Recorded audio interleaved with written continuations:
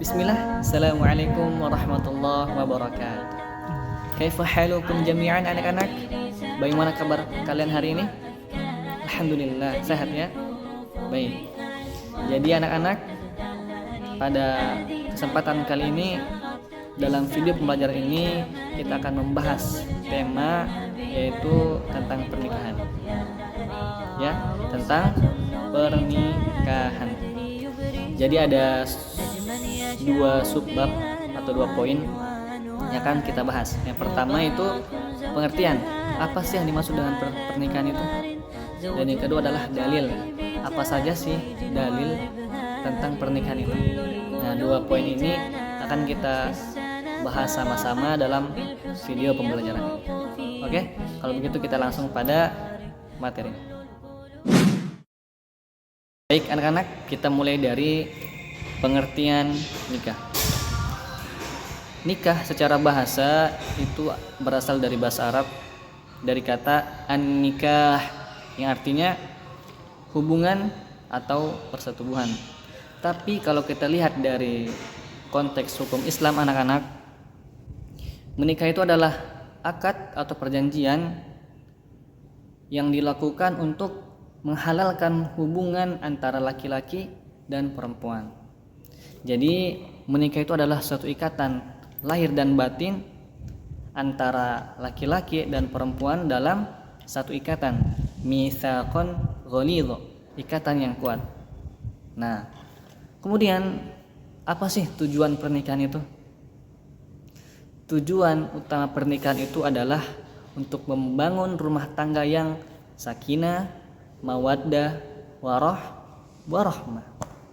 Dan satu lagi anak-anak, dalam Islam menikah itu bukan hanya sekedar hubungan sosial, tetapi lebih dari itu, yaitu melakukan ibadah secara bersama-sama. Karena dalam hadis Nabi SAW bersabda, barang siapa yang menikah maka dia sudah menyempurnakan separuh agama dia. Oke, itu adalah pengertian dari nikah. Baik anak-anak, selanjutnya kita akan membahas tentang dalil tentang nikah. Mengenai dalil tentang nikah ini, ada dalil dari Al-Quran, ada juga dalil dari hadis. Kita mulai dari dalil Al-Quran dulu. Salah satu dalil Al-Quran tentang pernikahan itu terdapat pada Quran surah Ar-Rum ayat 21. A'udzu billahi minasyaitonir rajim.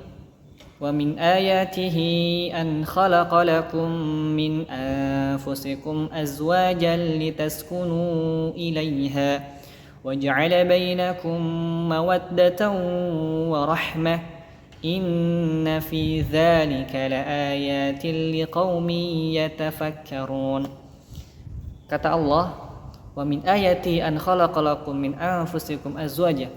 Dan di antara tanda-tanda kebesaran Allah ialah bahwa Dia menciptakan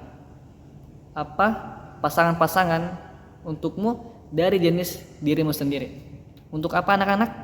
Litaskunu ilaiha, agar kamu merasa tentram kepadanya.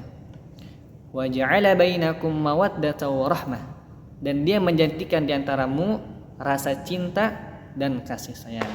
Inna fi dzalika laayatil liqaumi yatafakkarun. Sesungguhnya yang demikian itu benar-benar terdapat tanda-tanda kebesaran Allah bagi orang yang berfikir. Jadi anak-anak, menikah itu adalah salah satu tanda kebesaran Allah yang harus kita ketahui, yang harus kita syukuri, dan kita dianjurkan untuk melakukannya jika kita sudah mampu. Oke.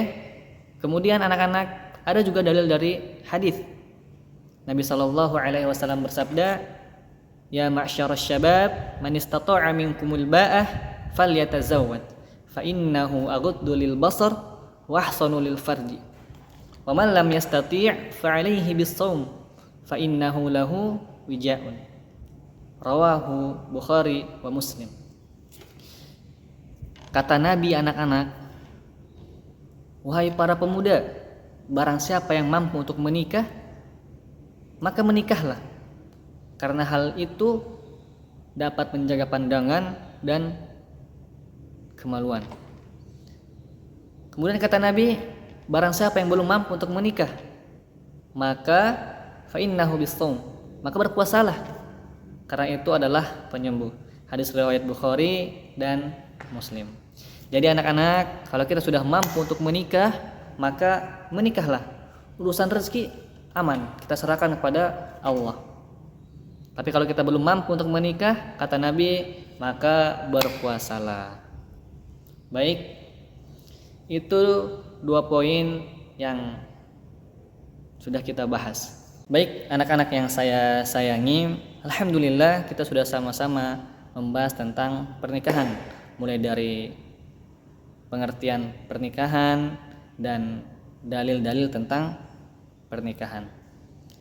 Kemudian pekan depan kita masih pada tema yang sama, yaitu pernikahan, tapi kita akan lanjutkan pada subbab atau poin selanjutnya, yaitu tentang rukun nikah, syarat nikah, dan juga hikmah dari pernikahan.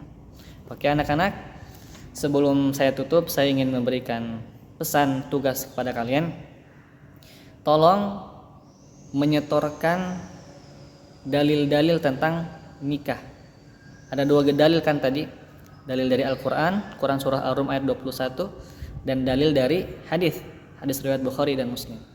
Nah, tugas ini kalian kumpulkan dalam bentuk video dan kirim ke dalam grup kelas. Oke, batas pengumpulannya itu adalah sampai pekan depan sebelum kita masuk kelas. Oke, jika ingin ada yang ditanyakan, nanti saja ditanyakan langsung ke dalam grup kelas. Saya akhiri. Assalamualaikum warahmatullahi wabarakatuh.